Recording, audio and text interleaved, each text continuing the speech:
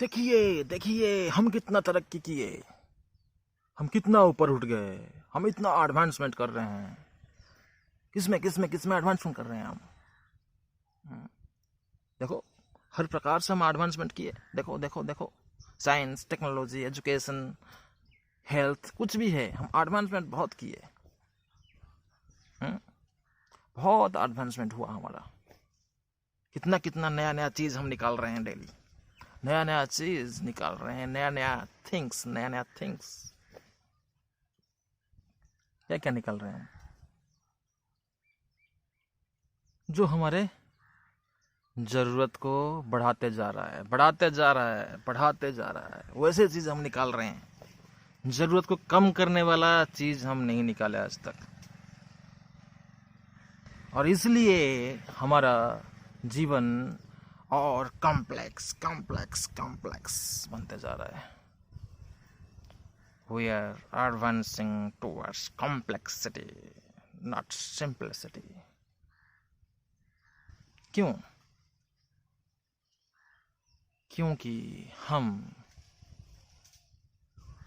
असली में सिंपल होना ही नहीं चाहते, हम सरल बनना ही नहीं चाहते, हम जटिल बनना चाहते हैं। We want to be complex. क्यों? क्योंकि हमारा प्रकृति बदल गया है। Our nature is changed.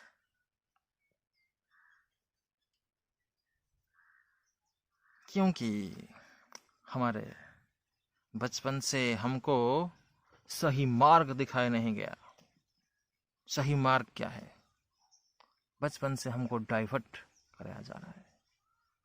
That's why we are unhappy. We may become very big. हम कितने ही बड़े बन जाए, बहुत बड़े आदमी हम।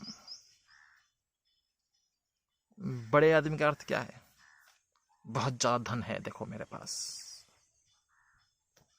बहुत ज्यादा सुंदर हूं मैं, देखो बहुत ज्यादा शक्ति है मेरे पास, देखो कितना बलशाली हूं मैं। I am so much powerful, so rich person. हम रावण से बड़े नहीं बन सकते। जो राक्षस था रावण, उससे बड़े हम बन नहीं सकते। कितना ही बड़े बन जाए, ऐसे ऐसे जो हमारे इतिहास पुराण में जो जो व्यक्तित्व है, उनसे बड़े हम कभी नहीं बन सकते।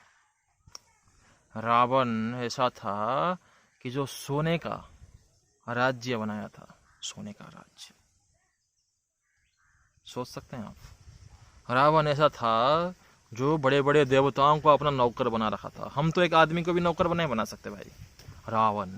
और वैसे रावण को भी खुशी नहीं मिला, वो भी संतुष्ट नहीं था।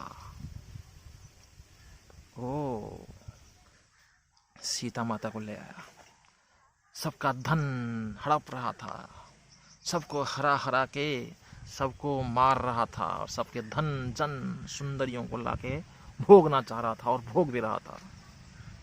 जितना भोग कर रहा था उतना उसका इच्छा, भोग करने की इच्छा बढ़ते जा रहा था, बढ़ते जा रहा था। ये प्रकृति है, ये प्रकृति है। प्रकृति कभी नहीं छोड़ेगा आपको। आप जितना भोगोगे उतना आपको तड़पाएगा, उतना आपको कष्ट देगा, उतना आपको मारेगा। हमको नहीं लगेगा, हमको लग रहा है कि नहीं, मैं तो भोग रहा हूं, भोग रहा हूं, लेकिन इस भोगने में ही दुख भरा हुआ है। जय संस्पर्श होगा दुख जो नहीं एवते, तो ये दुख को जन्म देता है, ये भोग, भोग करने की प्रवृत्ति। इसलिए हम ये समझ जाए, बहुत जल्दी समझ जाए कि हम कभी भी बड़े नहीं बन सकते, हम कभी भी एडवांसमेंट नहीं कर सकते, हम कभी भी तरक्की उन्नति नहीं कर सकते भगवान के बिना। भगवान के दिया गया ये जो शास्त्र है, सनातन शिक्षाएं हैं, इसमें इसको आपने जिंदगी में लगाए बिना हम जिंदगी में कभी आगे नहीं बढ़ सकते। हर प्रकार की शिक्षा दिया गया है इस वैदिक साहित्य में, वैदिक विद्या में। इस वैदिक विद्या में हर प्रकार की विद्या है।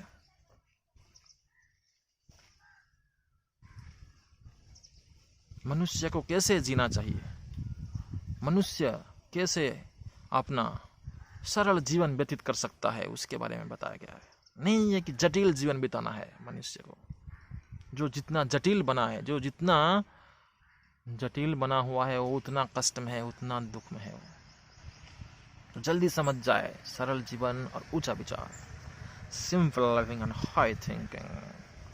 And what is that high thinking? और क्या है वो सबसे ऊंचा विचार? वो है कृष्ण कॉन्शियसनेस, कृष्ण भावनामृत, भगवत चेतना। ये है ऊंचा विचार। तो अब कुछ भी करे भगवत चेतना में करे। हम ये नहीं बोल रहे हैं सारे नारद मुनि बन जाए, सारे सुखदेव गोस्वामी बन जाए, सारे हनुमान जी बन जाए, सब कुछ त्याग करके सिर्फ भगवान के सेवा में लग जाए। ये तो सबके लिए असंभव है। कुछ कुछ बिरले लोग ये कर सकते हैं, लेकिन सबके लिए ये है कि कहीं पे भी रहिए आप भगवत चेतना में रहे और अपना कार्य, अपना कर्म करते जाए, तो वो सब भगवत कर्म हो जाएगा। ये है असली विद्या, ये है असली विद्या, जो कभी अविद्या में बदलता नहीं है। अविद्या का अर्थ क्या है? जो बदलता रहता है। हमारे आजकल की विद्या हमेशा बदलता रहता है, इस अपग्रेडिंग, इस चेंजिंग, इस ट्रांसफॉर्मिंग। लेकिन सनातन विद्या, वैदिक विद्या कहीं बदलता नहीं है। ये सनातन है, हमेशा से है, रहा है और रहेगा। ये है सनातन विद्या। इसी को अपने जीवन में उतारे और खुश रहे।